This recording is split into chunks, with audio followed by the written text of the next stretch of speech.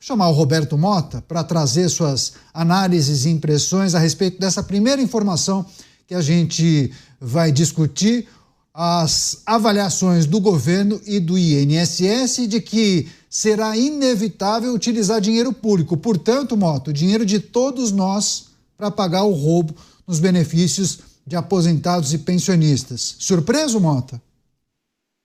Inevitável é a gente ter que comentar esse tipo de notícias. Isso não há como evitar. Na verdade, o Estado vai tirar o dinheiro dos beneficiários para pagar o rombo dos próprios beneficiários, porque os beneficiários também são contribuintes.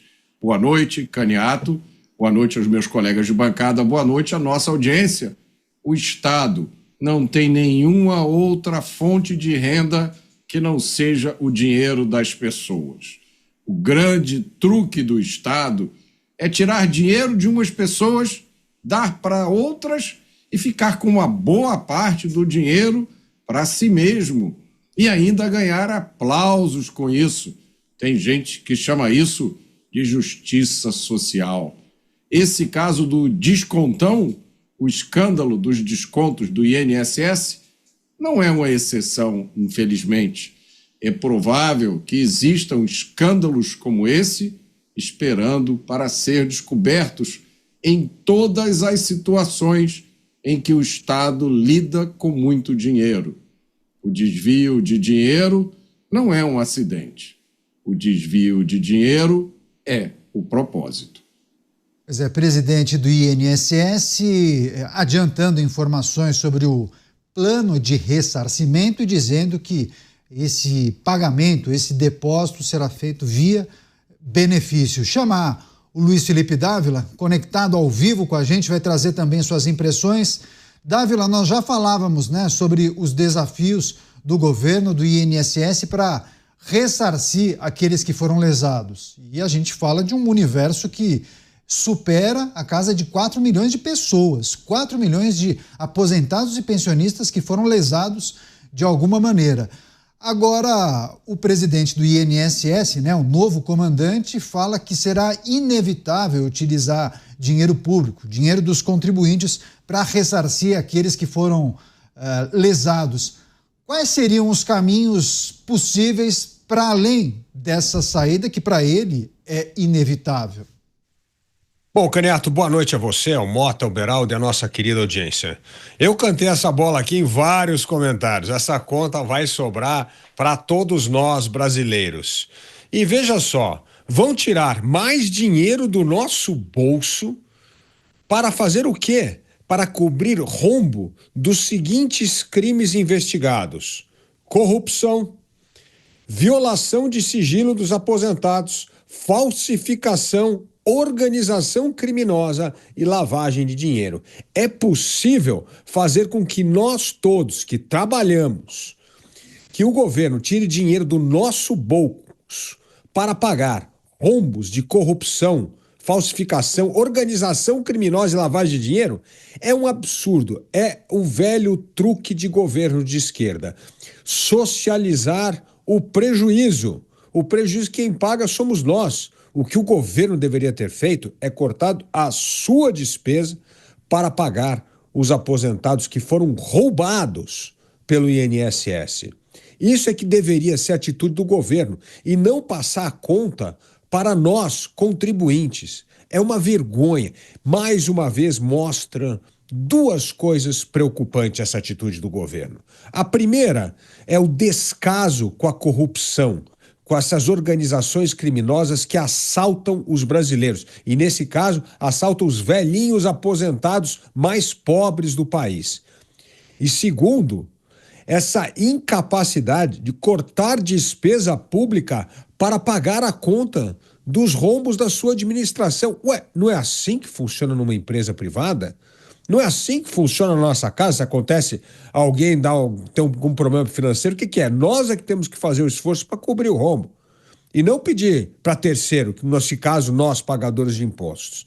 É mais uma vez, como eu digo, é uma atitude imoral, porque na verdade o governo não fez nada para conter todos os avisos de corrupção da Controladoria Geral da República, dos tribunais de contas, e depois é uma questão de irresponsabilidade fiscal. Mais uma vez, passar a conta para o contribuinte, ao invés de reduzir despesa pública para pagar por este assalto ao bolso dos aposentados.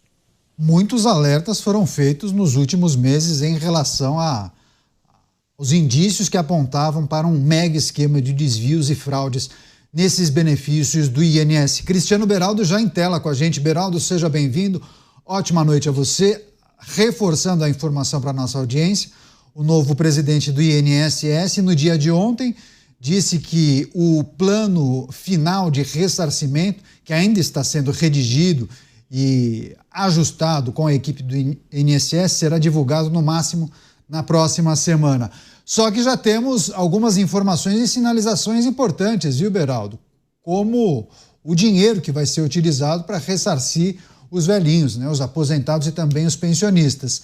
Será o dinheiro de todos nós, o dinheiro público, Beraldo. Segundo ele, inevitável mexer no dinheiro público, pegar o dinheiro público para ressarcir aqueles que foram lesados. Bem-vindo. Boa noite, Dávila. Mota, boa noite à nossa audiência que nos prestigia diariamente aqui nos Pingos nos Is. Olha, Caniato, há muita gente defendendo que se use dinheiro das pessoas porque, ao se dividir esses 6 bilhões pelo número de brasileiros, chega-se a uma quantia que é tida por alguns como irrisória, coisa de 30, 40 reais, como se isso fosse nada, como se as pessoas estivessem aí com 30, 40 reais no bolso, prontas para cobrir o buraco gerado pela incompetência, a safadeza de pessoas que ocupam cargos no governo e não atuam com a responsabilidade que deveriam em relação à função pública que exercem. Nós estamos diante de um caso escabroso, porque este não é um caso de mero desvio, né? A gente teve, na época do auxílio emergencial, fraudes que aconteceram com inscrições falsas, uso de CPFs falsos, enfim, era uma quadrilha especializada, pode ter tido ajuda de agentes públicos sim, mas era uma quadrilha que estava ali para fazer fraude. Nesse caso, não. Nesse caso, houve a concordância interna dentro do INSS para que associações golpistas, associações que muitas delas sequer tinham uma estrutura mínima para serem reconhecidas como efetivas associações, pudessem já descontar na fonte, ou seja, o INSS repassava para as associações e não aos aposentados o valor mensal referente às tais assinaturas, enfim, compromissos assumidos com elas de forma fraudulenta. Então, aqui estamos falando de um crime que vai de A a Z. O envolvimento tem envolvimento político, tem envolvimento do funcionalismo público, tem envolvimento de picaretas, tem pagamento de propina, tem tudo. Esse é um caso que é um modelo amplo de corrupção que a gente vê com uma frequência assustadora no Brasil. E vai ficar por isso mesmo, quer dizer, vão socializar o prejuízo e dizer que não é só um pouquinho para cada um, mas e os outros prejuízos? E os aposentados e pensionistas, por exemplo, dos fundos de pensão das empresas estatais, que foram assaltados por quadrilhas, que provavelmente tem gente da mesma quadrilha do INSS que também participou da festa do roubo do dinheiro dos fundos de pensão das empresas públicas. E aí? São os próprios pensionistas que estão pagando esse buraco. E aí eu não entendo como é que é essa decisão tomada no Brasil. Quer dizer, o roubo promovido por agentes indicados pela política. No caso do INSS, fica para todo mundo pagar. No caso dos fundos de pensão, aí os próprios pensionistas que se virem. A gente vê que o Brasil ele vai não com uma regra sólida, ele vai conforme a circunstância, ele vai conforme o momento, ele vai conforme a popularidade da ação que se quer tomar. E a gente vê isso assustadoramente se repetir em inúmeros casos. Até a justiça brasileira ela funciona para o lado A ou para o lado B conforme a pressão popular.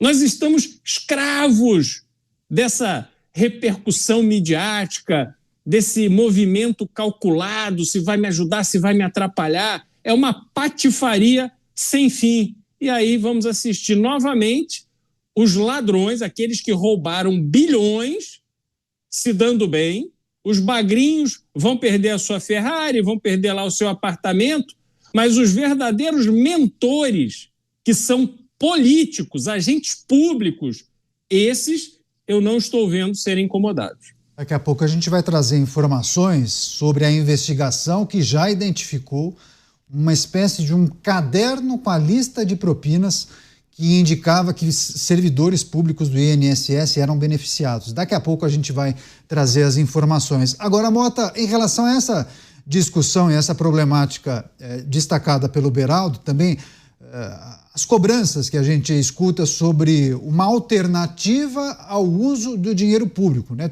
Muitos falam, bom, o caminho seria que a investigação, a polícia, a justiça conseguissem alcançar o dinheiro dos bandidos, dos fraudadores, né? Sequestrar valores, exigir pagamento de multas, enfim. E aí muitos acabam esbarrando naquela situação. Bom, mas será que tudo isso será alcançado em um tempo minimamente interessante ou ágil para as pessoas que foram lesadas? E aí, obviamente, que a gente acaba caindo naquela história. Bom, a justiça parece muito ágil, muito célere em alguns casos, né? Tem inclusive aquelas declarações, olha, é preciso agilizar o processo para não contaminar o processo eleitoral e por aí vai. Mas em outros casos não. Muitos falam, não, mas vai demorar demais, então é melhor a gente pegar o dinheiro público. E aí a gente cai justamente nessa reflexão feita pelo Cristiano Beraldo. Qual seria a alternativa mais adequada para ressarcir aposentados e pensionistas, Mota? A mais adequada seria que as pessoas que desviaram dinheiro devolvessem o dinheiro às pessoas que tiveram suas aposentadorias e benefícios fraudados. Eu tenho um palpite que isso não vai acontecer. Eu tenho um palpite que esse dinheiro já está muito bem guardado em contas no exterior, em criptomoedas, na conta de pessoas que são intocáveis. Agora, existe uma possibilidade, sim, Caniato. Existe uma nova doutrina jurídica no Brasil que, se for aplicada a esse caso, resolve perfeitamente. É só a justiça aplicar nessas pessoas que forem identificadas como suspeitas uma multa de qual é o valor? 6,3 bilhões, não é isso, de reais? Aplica uma multa nelas. Faz o seguinte, pega o nome das pessoas, vê todas as empresas nas quais essas pessoas têm participações, congela a conta de todas essas empresas. Não foi isso que foi feito no caso do X, da SpaceX? Sai congelando conta de empresa. Vem cá, fulano, você tem participação aqui? Em que empresas você tem participação, é diretor, é sócio? Congela a conta, sai congelando geral, Caniato. Eu garanto que se recupera esses 6 bilhões e ainda vai sobrar um troco. É importante isso. É uma alternativa, né, Dávila? Para aqueles que dizem, não, mas não chegaria a esse montante de 6 bilhões e 300 milhões. Bom, se a gente compara com a Operação Lava Jato, claro que foi uma grande dificuldade, não chegaram àquela monta total do que foi desviado, principalmente da Petrobras.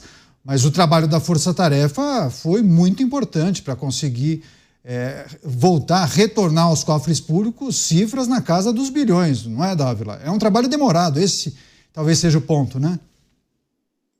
Naquele tempo nós tínhamos empreiteiras. Empreiteiras têm caixa, têm dinheiro. Na hora que você pulveriza o roubo, é bem mais complicado. Agora, era possível começar esse ressarcimento por duas fontes. Primeiro, atacando as contas dos sindicatos. Eles foram os beneficiados. Eles precisam ter essas contas congeladas e pagar esse rombo. Afinal de contas, teve sindicato que recebeu 560% a mais. Então, primeira conta, ataca as contas dos sindicatos. Segundo, o governo tem que cortar gasto mesmo. Se não conseguir suprir todas as necessidades, a gente está falando 6, repetindo 6, mas a gente já sabe que é mais de 8. Então, assim, precisa tirar o dinheiro dos sindicatos. Primeiro ponto é esse. E dessas outras ONGs que receberam os repasses. Segundo, evidentemente, essas investigações ir para cima das pessoas físicas, aquelas que capturaram dinheiro de corrupção. E terceiro, se a soma desses dois valores não for suficiente para cobrir o rombo, é preciso cortar despesa. Aliás, por que não? Do fundo partidário do partido envolvido na corrupção. Tira dinheiro lá do fundo do PDT. Ué, não tem dinheiro lá?